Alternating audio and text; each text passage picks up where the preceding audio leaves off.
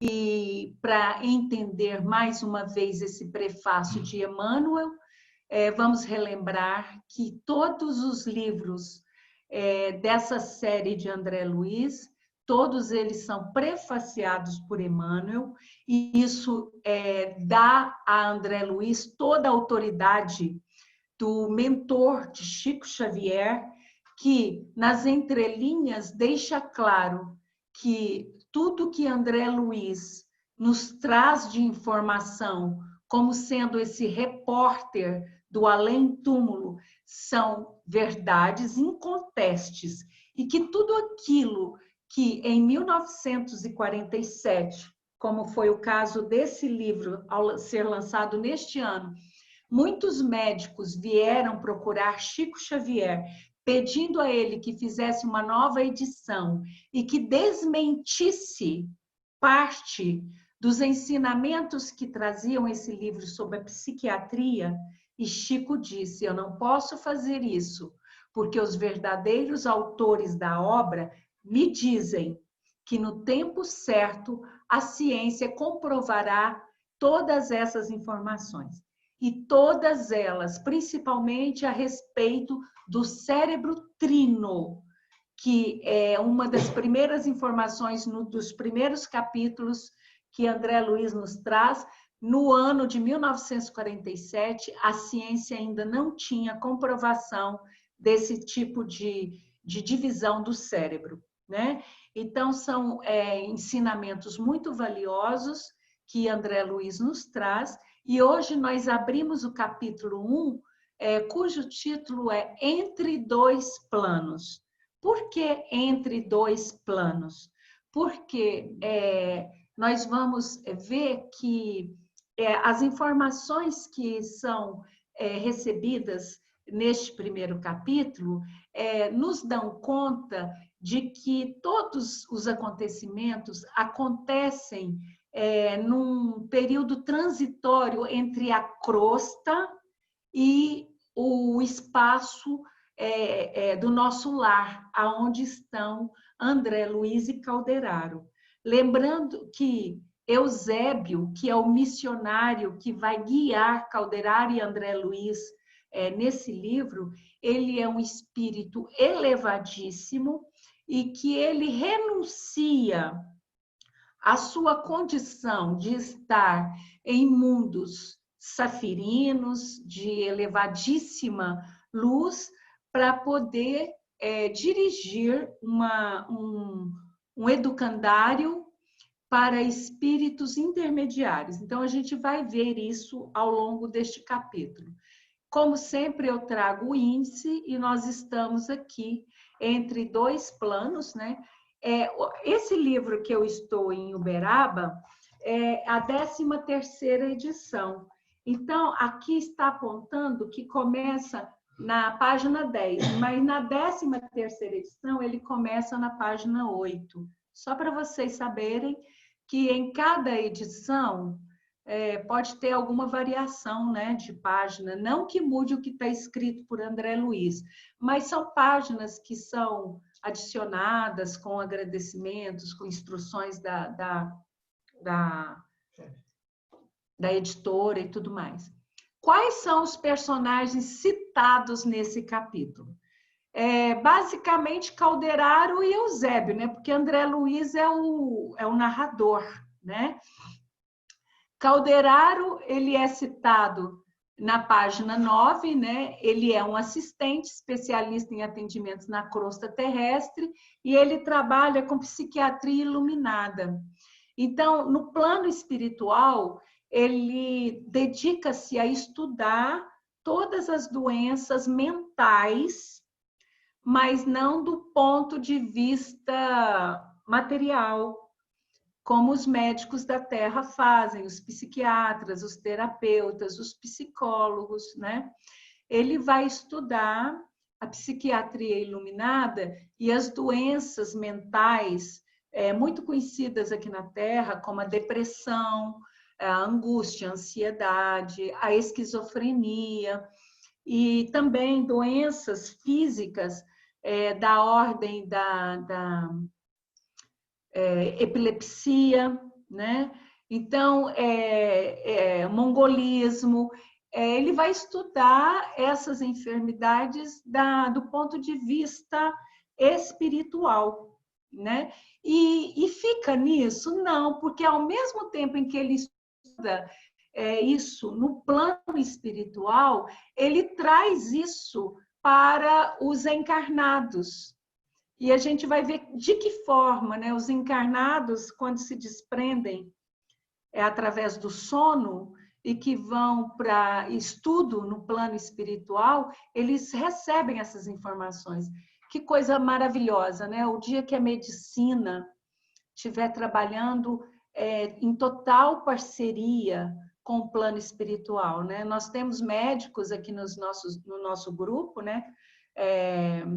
Dia de domingo, eles têm curso na quinta-feira, nem sempre podem participar, mas olha que coisa abençoada, você ser médico e trabalhar em parceria com a espiritualidade, ser intuído pela espiritualidade, né?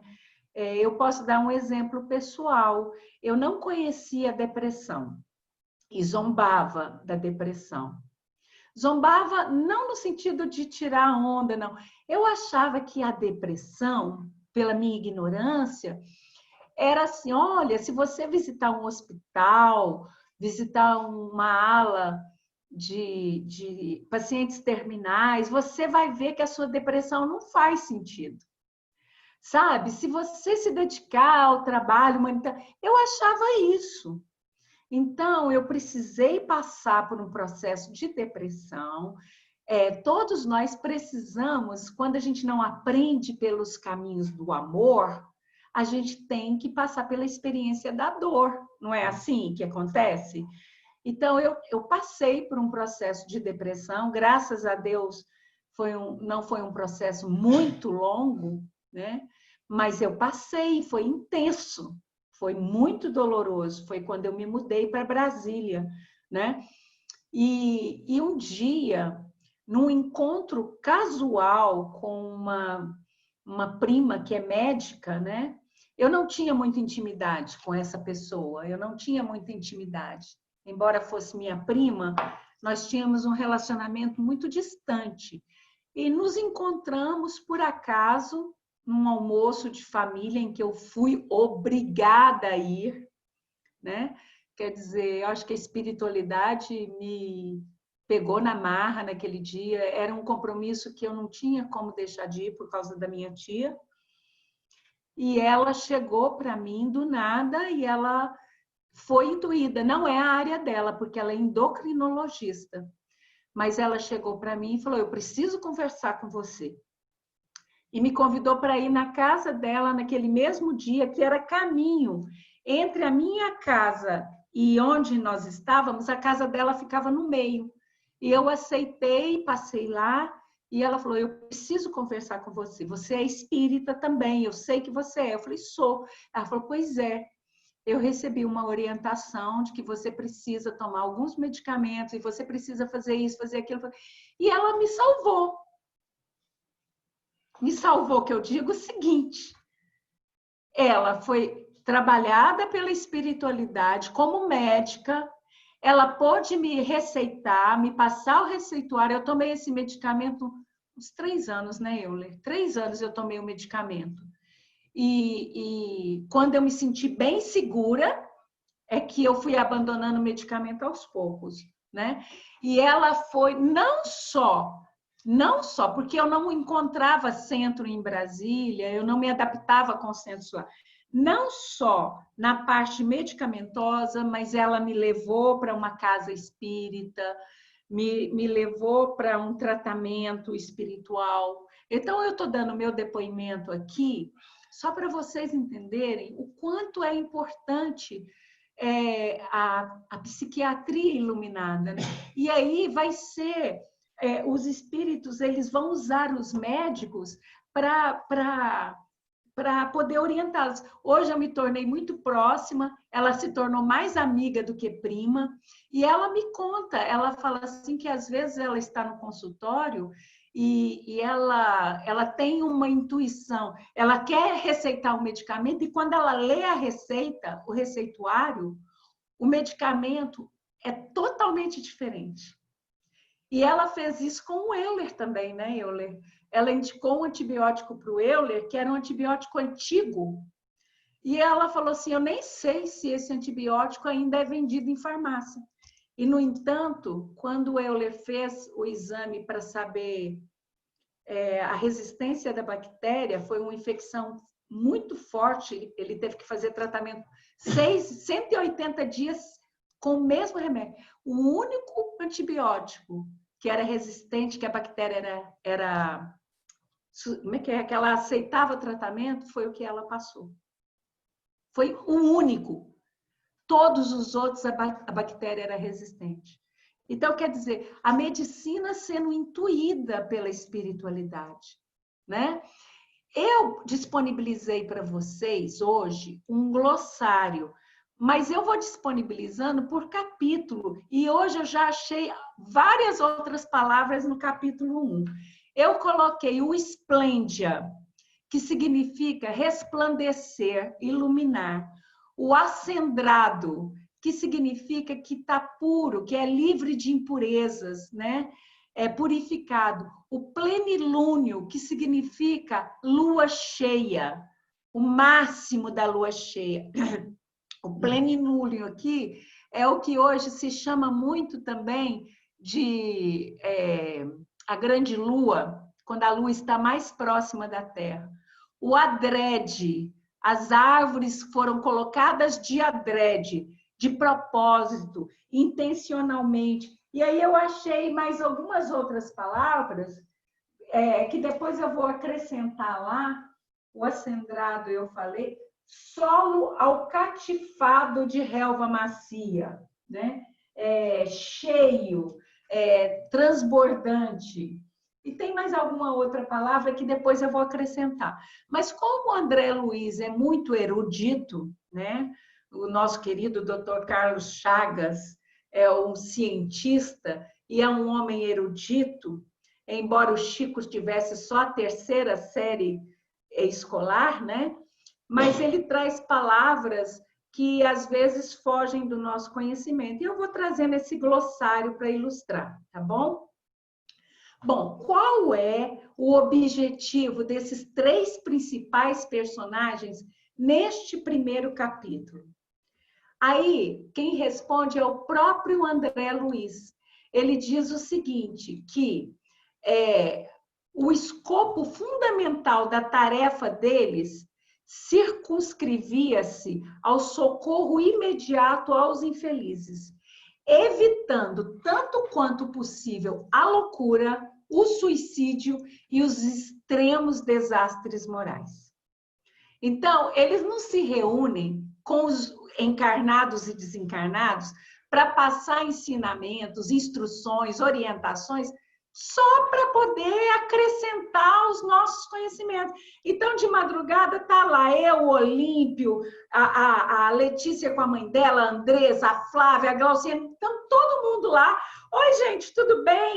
Então, nos trouxeram para cá, parece que nós vamos aprender alguma coisa. Só para aprender e enriquecer os nossos conhecimentos pessoais. Não é para a gente colocar em prática, né? E evitar a loucura, o suicídio. Quantas vezes a gente não evita o suicídio conversando com uma pessoa?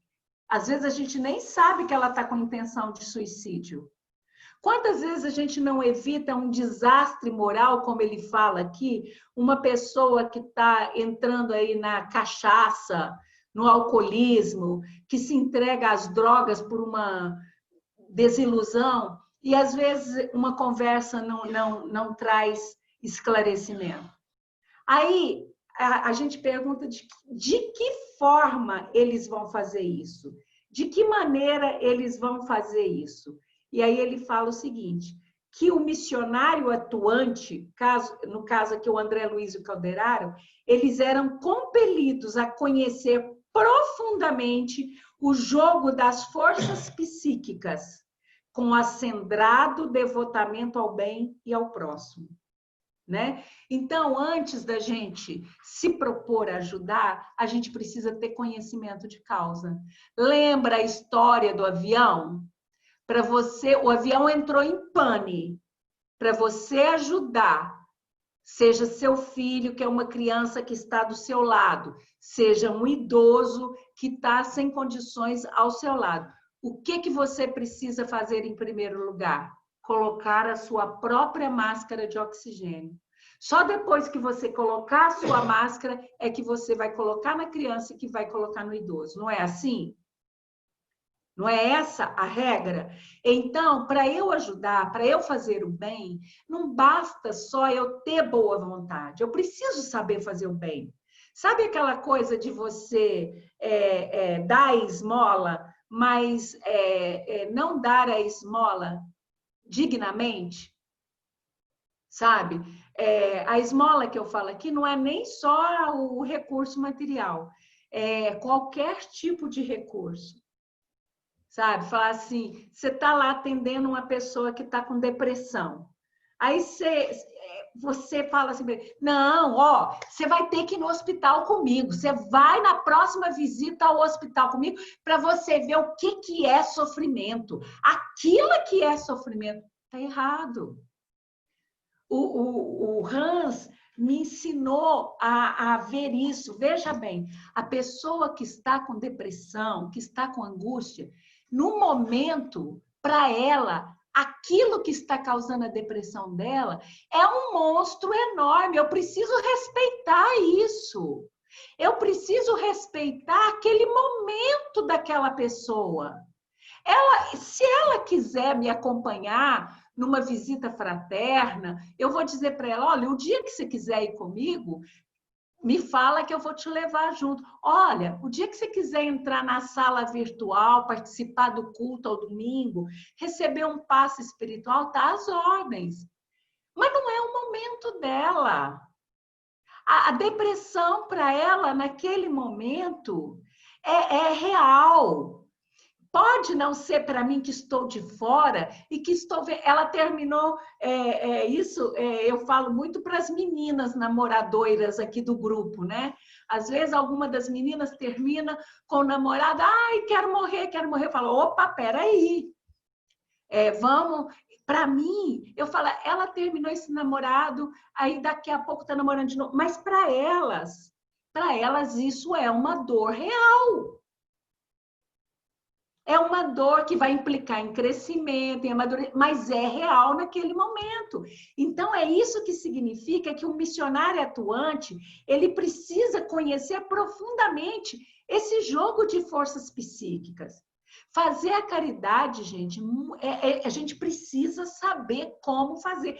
Lembra que o Hans nos ensinou a semana passada, através da intuição, eu falando aqui, ele estava falando, na verdade, que quando a gente fosse entregar um auxílio material, se o pedinte tivesse sentado na sarjeta ou agachado, que era para a gente agachar e olhar ele na linha dos olhos, e não em pé e eu entregar lá para ele, olhando ele de cima para baixo, não, olhar nos olhos. Assim deve estar o meu coração em relação ao coração do outro, que pode estar triste porque perdeu o emprego, que pode estar triste porque perdeu um amor, que pode estar triste porque está com uma enfermidade, que pode estar triste por qualquer outra razão. Perdeu um parente, desencarnou um parente. Não importa, a dor dele é real e eu preciso respeitar essa dor. Por isso que eu preciso conhecer esse jogo de forças psíquicas. Né? Não basta somente eu ter boa vontade. Ter boa vontade é o pontapé, é o start. Por isso que Emmanuel, no livro Pensamento de Emmanuel, se não me engano, capítulo 3, ele fala o seguinte, que existem duas asas que levam o homem a voar, a tornar-se livre, a libertar-se. Uma asa é a sabedoria. O amor é a outra asa. Eu preciso do amor, é a boa vontade. Mas o amor sem sabedoria, sem o conhecimento, ele é incompleto. Tá certo? Pois bem, eu trouxe aqui uma única frase para resumir esse capítulo inteiro. Primeiro, todo esse capítulo é uma ação de Eusébio Calderaro e André Luiz, onde, no plano terrestre, eles vêm aqui na crosta, né? E o que acontece nesse capítulo primeiro? Eles vão especificar quais são os procedimentos que eles têm nas tarefas espirituais de atendimento imediato. Então, por exemplo, eles vão nos ensinar nessa obra como que a gente age com alguém que de repente te procura e fala assim, olha, eu não aguento mais essa vida, eu não dou conta mais, eu não tenho mais amor, eu quero morrer. Essa pessoa é uma pessoa com potencial suicida. Como que eu devo agir em relação a essa pessoa? São esses os ensinamentos que eles vão nos trazer, tá? E aí, na sequência, vocês estão vendo que eu estou trazendo para vocês um resumo, né, gente? Aqui é uma ilustração simbólica do Eusébio, né? O André Luiz, ele faz... o Eusébio não está com eles nesse momento, o Eusébio depois vai fazer uma materialização fantástica, tá? Quem vem à crosta é André Luiz com Calderaro. Os dois saem do nosso lar, volitam, todos já sabem o que é volitar, né? Para quem não sabe, volitar é transportar-se pela velocidade do pensamento, né? Então, como estão só os dois, eles não estão aqui acompanhados de irmãos sofredores, irmãos que estão sendo socorridos, que nesse caso eles respeitam, né? Então, eles aqui estão, só os dois, eles volitam do nosso lar para a crosta terrestre. Eles vão para um determinado local da crosta para assistir a uma palestra feita por Eusébio, tá? Não se fala qual que é este local, mas muito provavelmente próximo ao Rio de Janeiro. Lembrando que nosso lar está nas imediações superiores da atmosfera do Rio de Janeiro, tá certo? Agora, veja bem, vamos entender uma coisa. Quando eles vêm para a crosta, eles estão sozinhos? Não. Lá na crosta já existe uma assembleia, eu estou antecipando um pouco, uma assembleia de 1.200 espíritos e almas. Espíritos são o quê? Seres desencarnados. Almas são o quê? Espíritos encarnados, não é isso? Então, eles já estão ali desprendidos pelo sono, né? Eles já foram reunidos ali pelos assistentes de Calderaro, o grupo de Calderaro já foi em cada casa, recolheu aqueles que já estavam fazendo esses tipos de estudo, levou para essa assembleia, né? Quem é Calderaro? Bom, Calderaro, ele é assistente de Eusébio. Eu gosto de dizer que mais do que assistente, Calderaro é o médium de Eusébio, porque Eusébio se manifesta sempre que Calderaro está presente, né? Então, ele presta serviço ativo na crosta terrestre, né? Para atender de modo direto os irmãos encarnados que estão ou ajudando a resolver problemas relacionados a doenças psíquicas ou vítimas dessas doenças psíquicas, né? Os dois grupos. Ele se especializou no nosso lar em estudar a ciência do socorro espiritual para esse tipo de enfermidades. E aí André Luiz deu esse nome de psiquiatria iluminada. Então, vocês vão ouvir falar muito dessa psiquiatria iluminada, né? Ele estuda o cérebro humano, né? Da mesma forma como nós desenvolvemos equipamentos como a tomografia e a ressonância magnética, olhando o cérebro por dentro, e hoje a ressonância consegue ver as áreas iluminadas do cérebro com determinados, onde acontecem determinadas habilidades, e a ciência já consegue, inclusive, está se adiantando muito na comunicação com pacientes em coma pela ressonância magnética. De que forma? Sabe-se hoje que nós espíritas já sabemos que o espírito não está desligado do corpo comático. O corpo está em coma, mas o espírito está presente. Portanto, ele ouve, ele presencia tudo o que acontece ao seu derredor. Por isso é tão importante a assistência familiar ao paciente que está em coma, levando palavras de carinho, de conforto, de tolerância, de resignação. E hoje a ciência já consegue estabelecer comunicação com pacientes que estão em coma há muitos anos. De que forma? Existem 2 lobos no nosso cérebro, direito e esquerdo, e existem áreas em que o cérebro estabelece iluminação para tudo que é positivo, para tudo que é sim, para tudo que ele gosta. E existem áreas em que o cérebro estabelece cores para tudo que é negativo, que ele não gosta, que causa desconforto para ele. Então, o paciente que está em coma, gente, olha aí a intermediação, a intersecção de ciência e espiritismo, hein?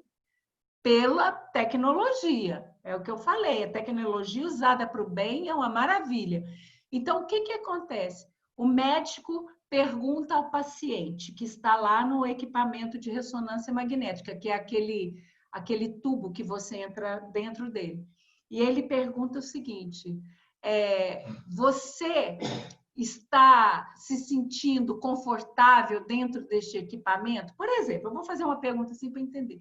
E ele vai dizer que não, porque ele está com frio. Então, vai acender no cérebro dele aquela área que é não. O médico já sabe que ele está desconfortável. E assim a mesma coisa. Então, só podem ser perguntas do tipo sim ou não, perguntas bem básicas, mas que já é um avanço. Por quê? Porque os médicos agora vão começar a pensar 2 vezes antes de desligar os equipamentos.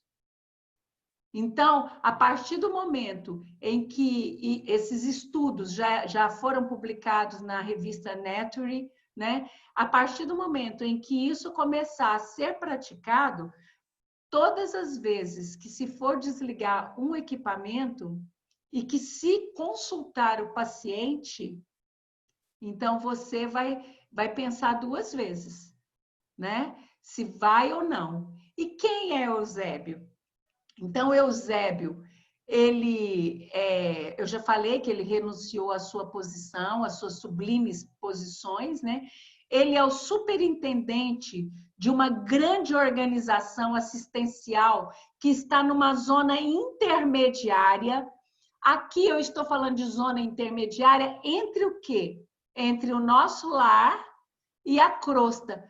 Aonde que o nosso lar está localizado? Na zona o quê? Umbralina, não é? Num nível extremo, periférico, no nível periférico da zona umbralina, tá certo? Tanto é que as câmaras de retificação, que é a parte mais inferior do nosso lar, tem portais que abrem direto para a zona umbralina, tá certo? A zona umbralina ali está no seu mais elevado, bem na superfície, e o nosso lar está naquela extremidade. Então, a superintendência dirigida por Eusébio está na zona intermediária, entre o nosso lar e a crosta. Então, ela está bem no meio de quê? Da zona umbralina. E é para lá que são levados os encarnados quando estão adormecidos para assistirem essas palestras, tá? O que o Eusébio faz nessa zona umbralina, nessa superintendência, né? Ele atende a estudantes relativamente espiritualizados, que ainda estão na matéria, mas também atende discípulos que foram recém-desencarnados e que passam por esse tipo de dificuldade. Às vezes, pessoas que desencarnam vítimas de depressão, né, de suicídio, alguns casos de suicídio, e que vão ali para ele. Aqui, supostamente, é a instituição em que é administrada pelo Eusébio, é um desenho simbólico, né, inspirado pela espiritualidade, né, em que está um céu azul muito claro, né, vocês estão percebendo, mas vocês têm que lembrar que a energia que tem dentro desta bolha, ela é totalmente protegida da influência da área externa da zona umbralina, ali naquele lugar. Tá certo? Pois bem, a descrição da paisagem terrestre do ponto de vista espiritual. Por que eu trouxe isso para vocês? Aqui é uma descrição que o André Luiz faz. Vocês já olharam para o céu hoje à noite? Quem que olhou para o céu aí, levanta a mão. Alguém aqui hoje já admirou a beleza das aves? Viram as árvores da sua rua? Perceberam um tom de verde que várias folhas têm? A gente não faz isso o tempo todo, né? Mas olha, quando se está com os olhos, tira esse véu espesso da Matrix, né, que é um véu sobre os nossos olhos, né, a gente consegue enxergar as coisas com muito mais clareza, né? Olha a descrição que o André Luiz faz da madrugada. Ele fala que o luar esplendia, revestindo todos os ângulos da paisagem com intensa luz, né? Eu jamais pensaria em descrever o luar dessa maneira, né? Ele diz que maravilhosos cúmulos a oeste. Cúmulos são nuvens, né? Tipos de nuvens em formato de algodão, né? Espraiados no horizonte, que se semelhavam a castelos de espuma láctea, brancas, né? Muito alvas, perdidas no imenso azul, confinando com a amplidão. O quadro terrestre contrastava com o doce encantamento do alto, deixando entrever a vasta planície recamada de arvoredo em pesado verde escuro. Então, ele conseguia ver o maravilhoso espetáculo do céu, do luar, da lua, das nuvens, e, ao mesmo tempo, ele olhava para a crosta e via aquele bosque, né, cheio de árvores, naquele verde escuro da noite. Ao sul, se ao oeste estavam os cúmulos, ao sul, caprichosos cirros também são tipos de nuvens, reclinavam-se do céu sobre a terra, simbolizando adornos de gaze esvoaçante. Olha que descrição poética das nuvens. Será que André Luiz perdeu tempo em fazer uma descrição tão poética da paisagem terrestre, do ponto de vista espiritual, só para encher páginas do seu livro? Ou será que também não é uma forma dele mostrar ao leitor, nos chamar a atenção para os detalhes da criação divina, né?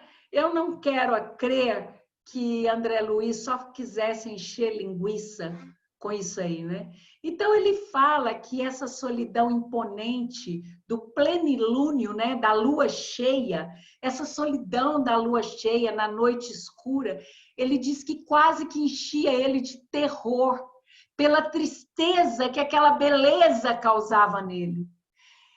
Ele sentia aquela melancolia enorme diante daquele quadro, né?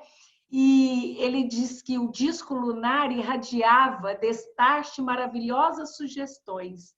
Aos seus reflexos, agora aqui a gente começa a entender por que ele descreve. Ele diz que a Lua está aqui há milhões de anos e a Lua assistiu a evolução terrena, o início da evolução terrena, e que então a Lua vem assistindo a numerosas civilizações modificarem o seu curso de evolução, né, no decorrer das suas experiências humanas. Quantas vezes em nossas reencarnações passadas nós vimos a mesma Lua, crescente, nova, cheia, minguante, né? E ele diz que essa lâmpada suspensa clareou desde o caminho dos seres primitivos, né? Aqueles que estavam descobrindo fogo, a roda, as primeiras ferramentas, até o passo dos conquistadores, dos espanhóis, dos portugueses conquistando o Novo Mundo, e depois dos bandeirantes embrenhando-se pelo Brasil adentro, procurando escravizar os índios, procurando ouro e pedras preciosas, e a Lua, a mesma Lua, assistindo como testemunha impassível a todos esses eventos, da mesma forma que ela assistiu a fundação de cidades suntuosas, da mesma forma como ela acompanhou a destruição do planeta por vários cataclismas. Ela assistiu aí à Era do Gelo, ela assistiu ao meteoro destruir todo o México, matar todos os dinossauros, ela assistiu aí à destruição de Atlântida, e isso ela continua no alto, coroada, né, de luz, assistindo aos papas assumindo, né, o seu reinado no Vaticano, aos reis serem coroados, aos pastores conduzindo seus rebanhos, e a mesma Lua, com a mesma augusta serenidade, refletindo a paz divina.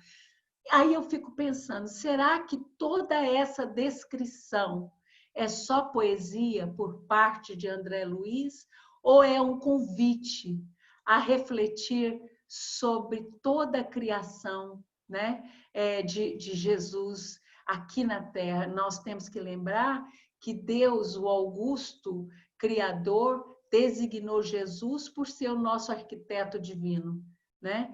Então, eu penso que essa descrição poética é uma forma abençoada de nos chamar à reflexão sobre todos esses detalhes que estão à nossa volta e que passam desapercebidos.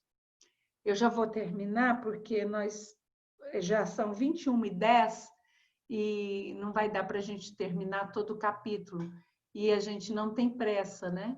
Mas vou fazer mais essa lâmina aqui.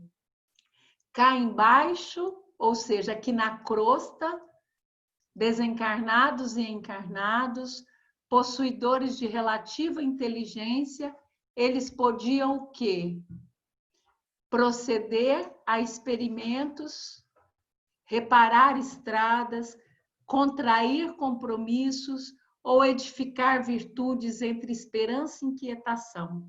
Então, enquanto a gente estava aqui aprendendo, desenvolvendo tecnologias, passando pela idade das trevas, sofrendo aí os percalços da Inquisição ou sendo inquisidores, né? Muitos de nós aqui, ó, no grupo foram inquisidores, né? Foram templários. O que são isso? Experimentos. Então, muitos de nós passamos por experimentos, abrimos estradas, destruímos estradas, abrimos estradas com muito sacrifício, depois a gente vai lá, manda uma bomba de Hiroshima destruir as estradas, né? Contraindo compromissos, ou então edificando virtudes, e a lua continua a mesma, solitária, alvinitente, nos trazendo a ideia de tranquilidade inexpugnável da divina lei. Chico Xavier nos ensina que aqui na Terra existem 3 prisões. Aqui no sistema solar, desculpa, existem 3 prisões. Uma prisão é em Mercúrio, e ele é o Cristo de Mercúrio. A segunda prisão é na Lua, e ele é o Cristo da Terra, da qual a Lua é um satélite. A terceira prisão é em Plutão, e ele é o Cristo de Plutão, né? Então, ele nos ensina que a Lua nos empresta essa função. Então, por muito tempo, espíritos renitentes no mal, na perversidade, que estavam desencarnando, já nesses idos nossos, estavam sendo, vamos falar uma palavra feia, mas estavam sendo armazenados ou aprisionados, dormindo em forma comática, né, na Lua, mas agora já foram transferidos para Quirón, para poder renascer no mundo primitivo que está em construção, né? E poder, através do trabalho, começar uma nova atividade de evolucionista, né? Então, a região do encontro está próxima. Calderaro alerta André Luiz, nós estamos chegando lá na crosta, nós estamos chegando lá no local que foi designado por Eusébio para a gente fazer o trabalho dessa noite. E, imediatamente, André Luiz sente a responsabilidade de manter-se atento, né? De saber que ele não estava só, né? Ele falou assim, olha, nós dois não viajamos sem um objetivo, nós viemos aqui para a crosta para trabalhar, em breve minutos, nós vamos partilhar dos trabalhos do missionário Eusébio, né? Então, ele estava muito consciente dessa responsabilidade, tá? Eu vou parar por aqui. Na próxima quinta-feira, nós vamos assistir à materialização do Eusébio, vamos ouvir a famosa oração feita por Eusébio, que se tornou famosíssima na doutrina espírita, e vamos também conhecer os demais trabalhos que eles farão com esses 1.200 assistentes, tá? Dessa palestra que eles vão realizar ali, ok?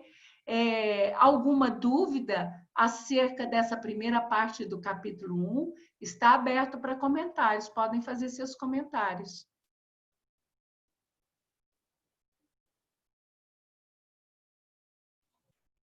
Marco, você quer comentar alguma coisa? Só uma dúvida, Vânia. A reunião era aqui na crosta da Terra ou num plano intermediário entre a crosta e o nosso lar? Ele, aqui nessa primeira, no capítulo, ele deixa bem claro que é na crosta da Terra. A princípio, eu também pensei que fosse na superintendência administrada pelo Eusébio, mas ele deixa bem claro que é na crosta. Então, e ele fala, igual nós vimos nessa lâmina ali, em determinado local da crosta.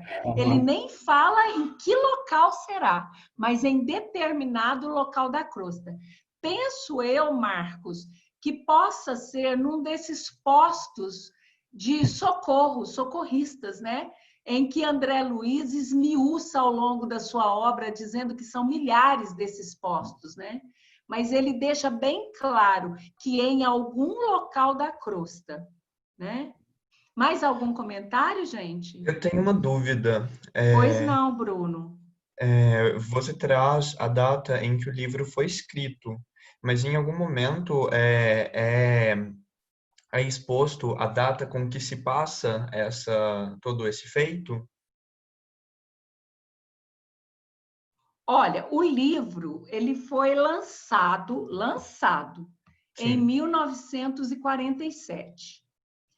Olha aqui uma coisa curiosa.